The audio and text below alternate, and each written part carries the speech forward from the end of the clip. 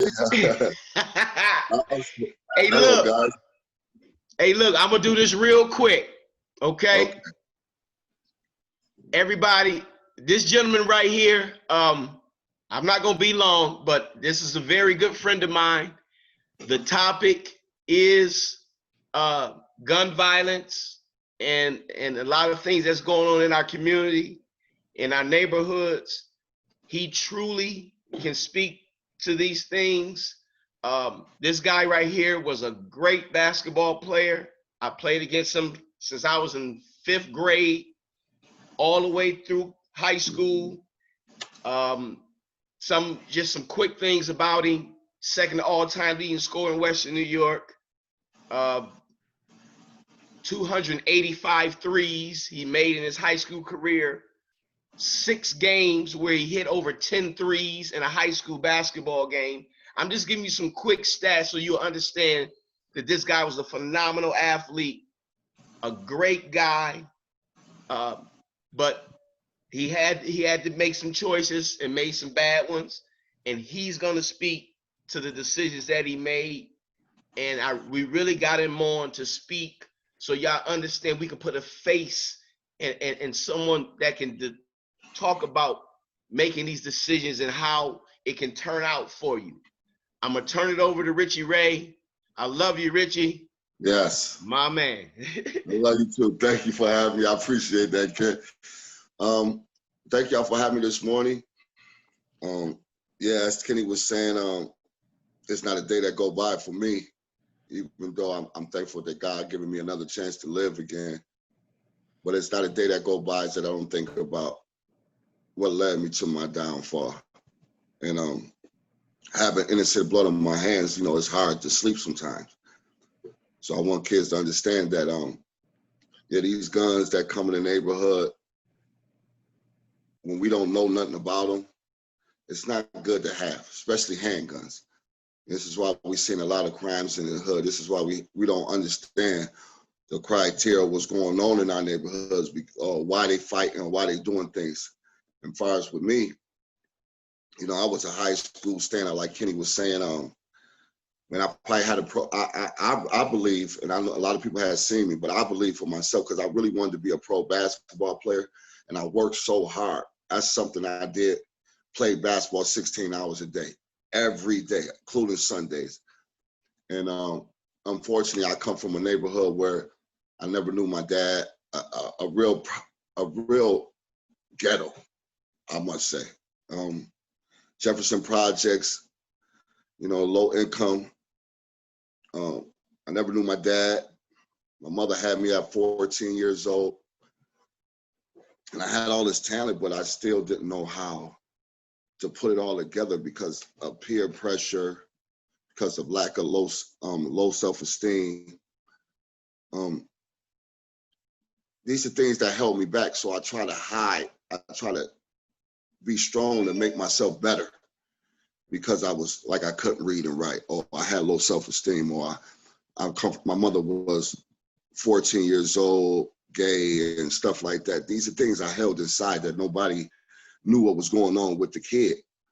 And so to act out, I hung with the wrong crowd and I made bad choices. I drank, I smoked, I used drugs, I sold drugs just to get by.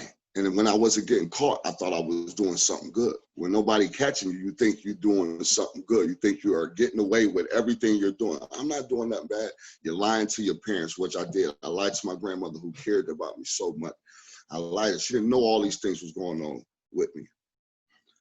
And once high school was over, I couldn't go to a major college, so I had to go to a junior college because I didn't take care of my schoolwork. But I was still good enough to get me a scholarship to go to a prominent college up in Texas. And I stayed the whole year, and we was 32-2. We was the ranked #1 team in the nation. I played with guys like Sam Cassell, Nick Van Egg, so all these different guys that made the league. And I was like balling with these guys neck to neck, like probably either better or right neck to neck. And I didn't make it because I left. I left school and chose the streets over my school because I thought things weren't working out for me.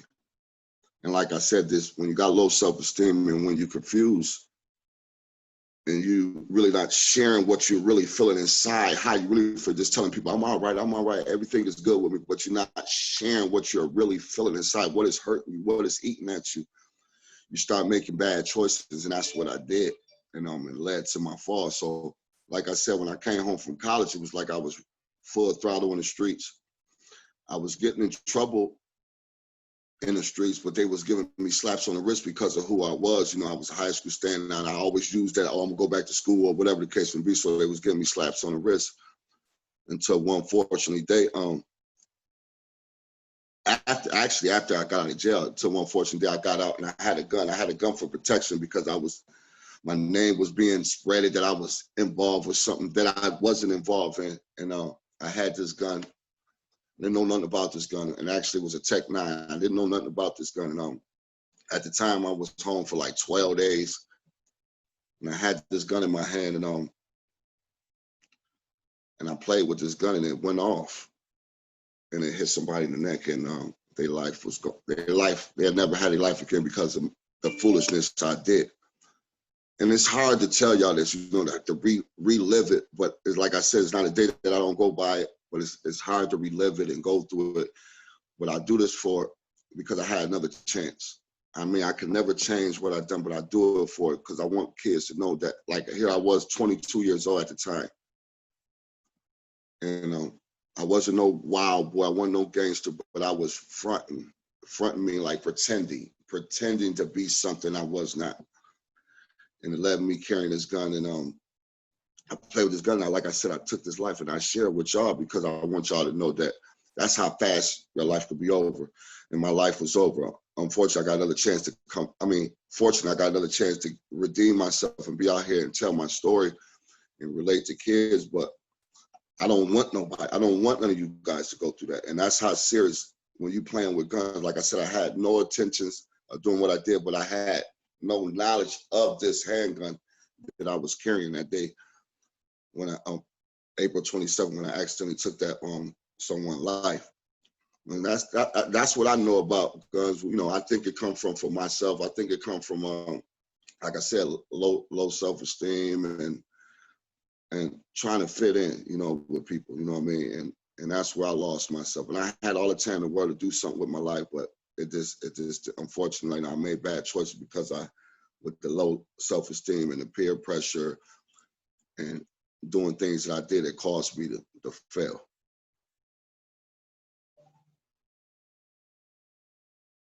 But y'all hear me? I'm unmuting myself right now. They all are going to start. On the bottom, there's a chat button. Can you see the chat button at the bottom of your screen, Ritchie? Yes. Hit that chat button, and they'll start asking questions and stuff. The kids will. I appreciate you telling that story. It's probably not the easiest story to tell, and it's good because it wrapped in our mental health stuff too, and self-esteem, all stuff the kids need to hear about. Rich, you want me to read the questions instead, and so it's just yes, please. I can't see it. Yes, from Raven. Yeah. She said, proud of you for changing. Thank you. Yep, it said, keep your head up. And then the first question is, did they find out it was you? If so, how did you beat the case? Well, they found out to me because I turned myself in. I couldn't, I was real known. It was a close friend of mine. I knew one of the persons, so it wasn't no matter of me running. I ran to my family first because I was scared. And my mother, she was living at the time, and she decided to call the police to turn me in because it would have been a high profile case. I was somebody. I had a promising career. So it wouldn't have looked too good to be running. So I turned myself in, and I went to trial, and I told the truth, everything that happened. I got convicted of manslaughter in the first degree. So they gave me 12 and a half to 25 years. And I wound up doing 16 years and 8 months on that.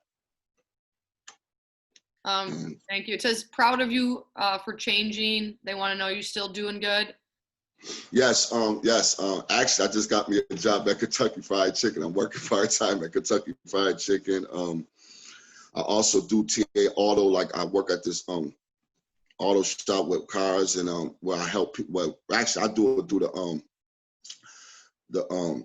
I want to say U-Haul service through TR Auto. We help people move if somebody moving, and I've been doing a lot of jobs out in Pennsylvania, Erie, Warren, PA, Jamestown, and Falcon in this area. So yeah, I'm working.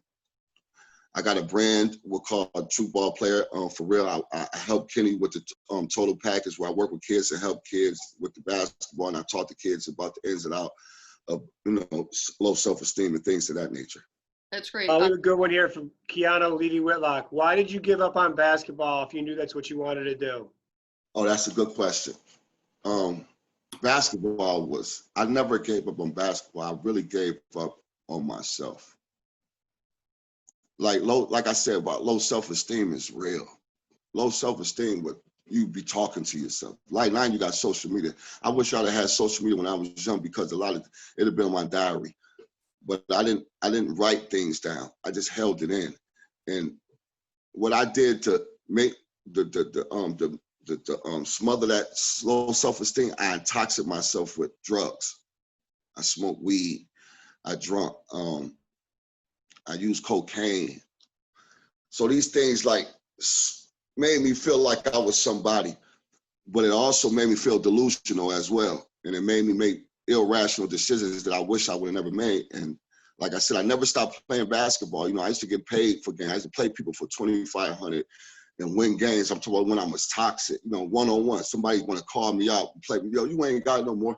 I used to beat guys for $2,500, $1,200. This is a true story, but I never gave up basketball. I just gave up on me and the opportunity I would have had. So that was a good question, and I loved it so much. Just that I think low self-esteem and peer pressure and what I was dealing with internally caused me to make bad decisions. And I didn't know how to deal with that core. I didn't know how to deal with it. I get emotional even talk about it because it still hurt me today. But yeah, that's what it was. I didn't know how to deal with that.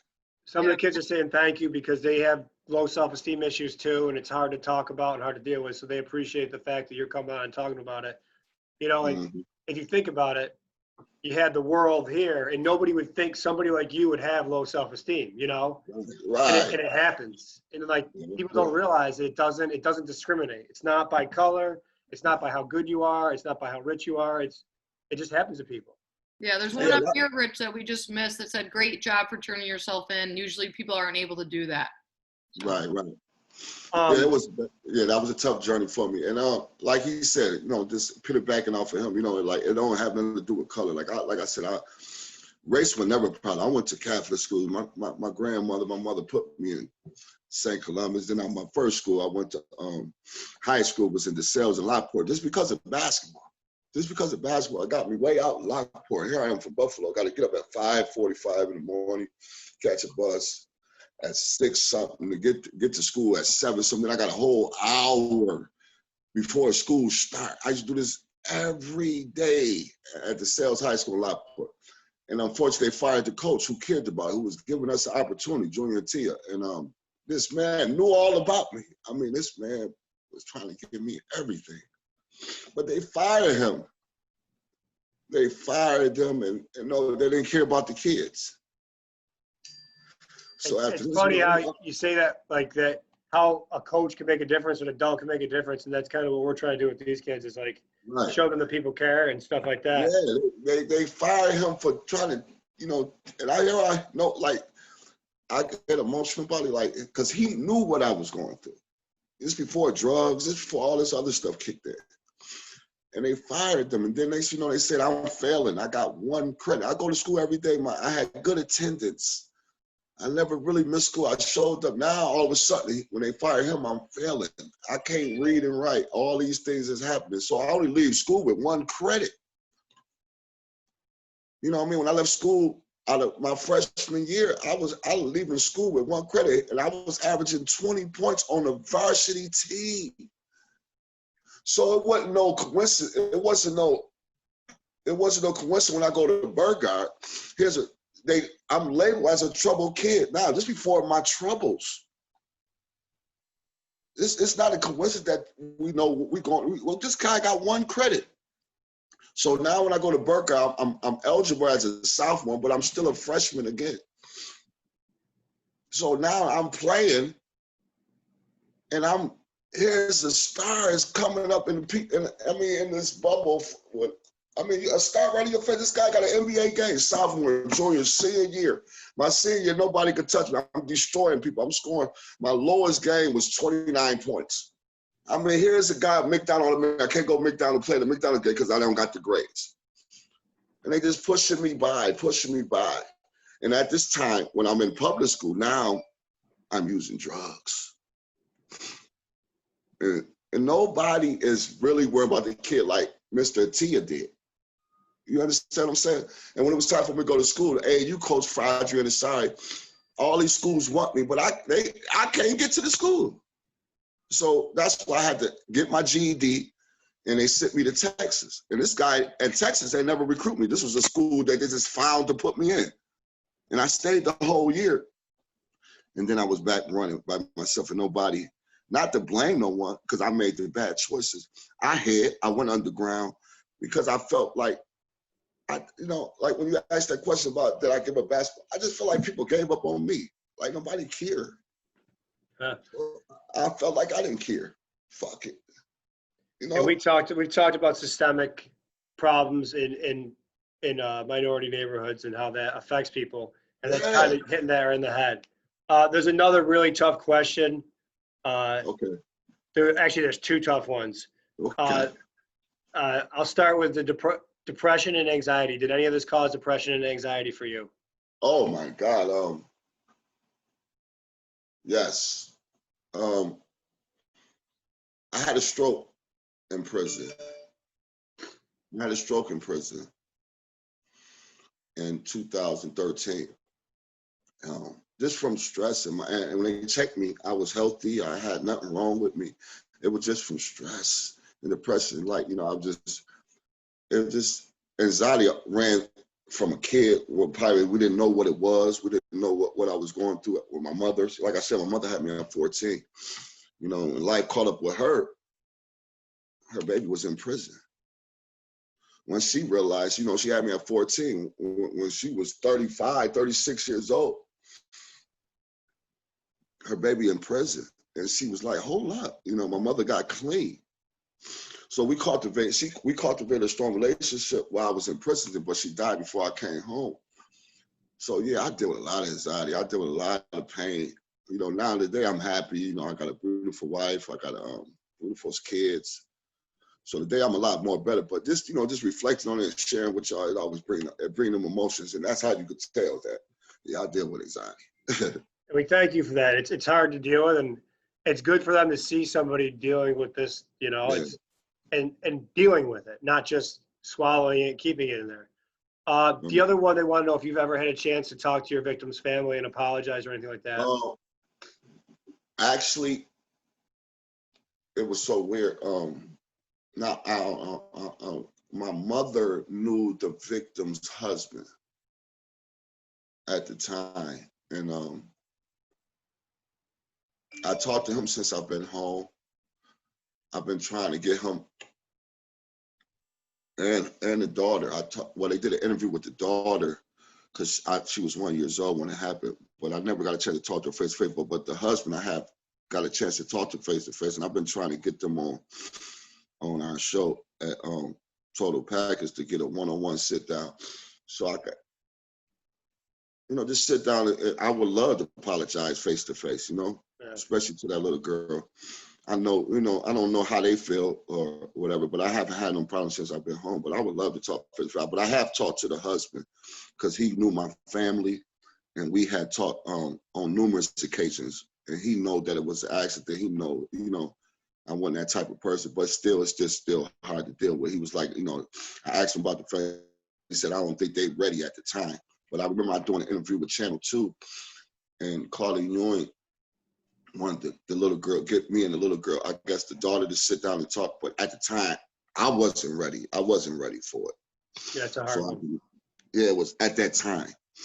That was like about maybe 11, 12, about, I want to say about 7 years ago. But now I am ready. you know, to talk to them, you know, because I'm in a better place now. I'm living right. I'm doing the right thing. I'm enjoying life. I'm enjoying myself. But, you know, I still have, and I'm all about retribution. So that's something I would love to do, sit down and talk to them.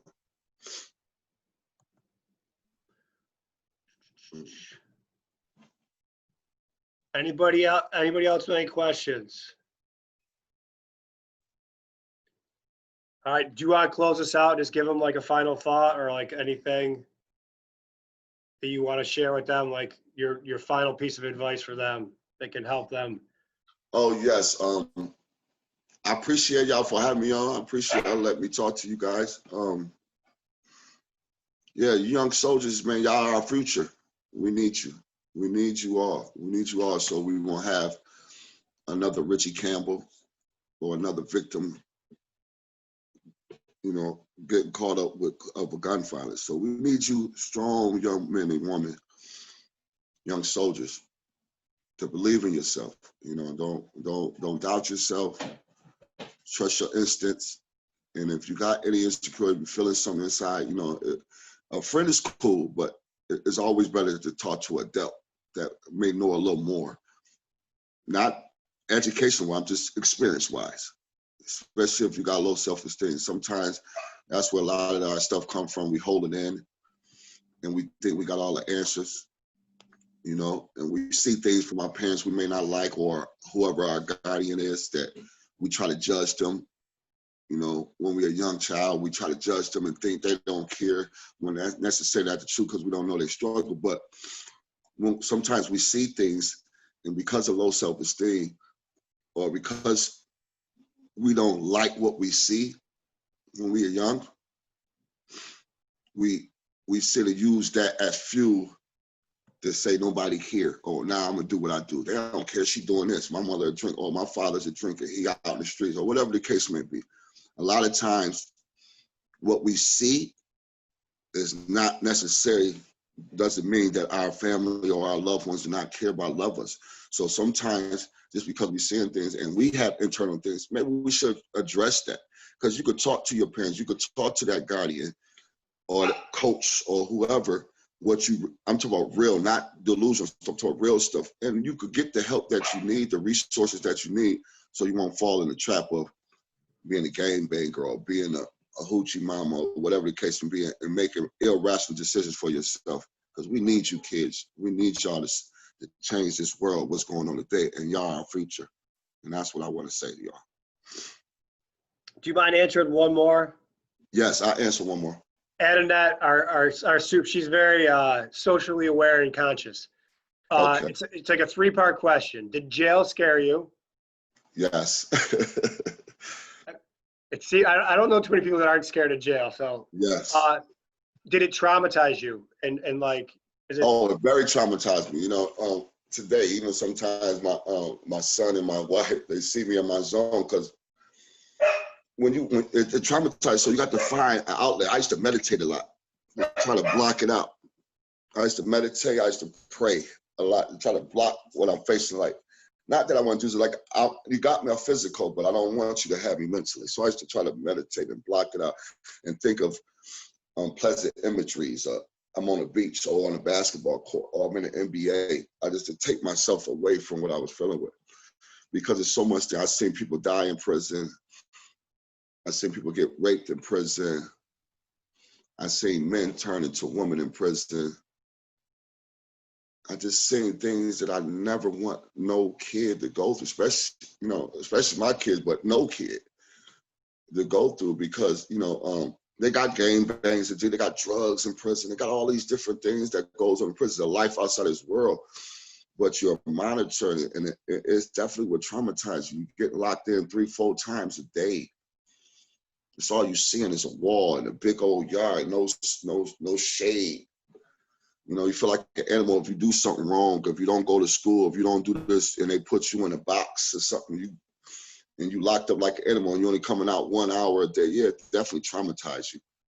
And like I said, my son and my lady, sometimes I could be just be zoned out, and they think something wrong. And they think something wrong with me, like, is you all right? But I'll be in my zone because I learned to meditate and be free from nonsense in prison. The last So thing she wanted to know was, like, what was one key turning point for you, and what's your advice for somebody trying to turn their life around if they've started the wrong path? The key turning point for me was when my grandmother passed away at night. I went to prison in '94. My grandmother passed 3 years later. My grandmother, that was my baby. She's always like, I'm gonna hit the number, get you out, because she knew. This when the world was just the city, everybody just looking down. My grandmother, she knew from the start. She was like, no, that boy ain't no killer. When she died, that's when I started getting into God more. I studied Islam first.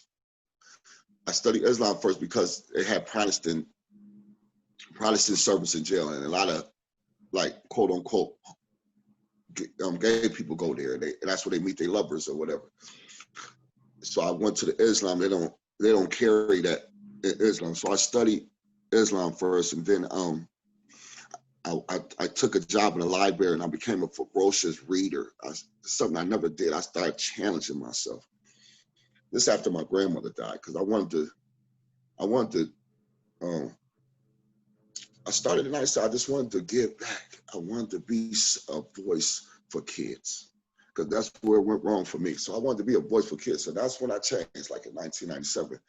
When my grandmother died, I started taking classes, core issue classes. I became a facilitator, ART and ASAC, talking in front of people, getting emotional, crying, stuff I couldn't get out, stuttering. But I did all these things after my grandmother died because I wanted to, because she always looked proud of me, and I always, I thought I let her down, and I wasn't going to never see her again.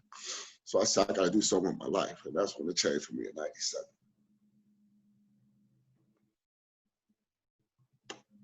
We want to thank you a lot. We know it's not easy, and it's something that all of our kids need to hear. I mean, they're growing up in the same neighborhoods, the same troubles, the same ills.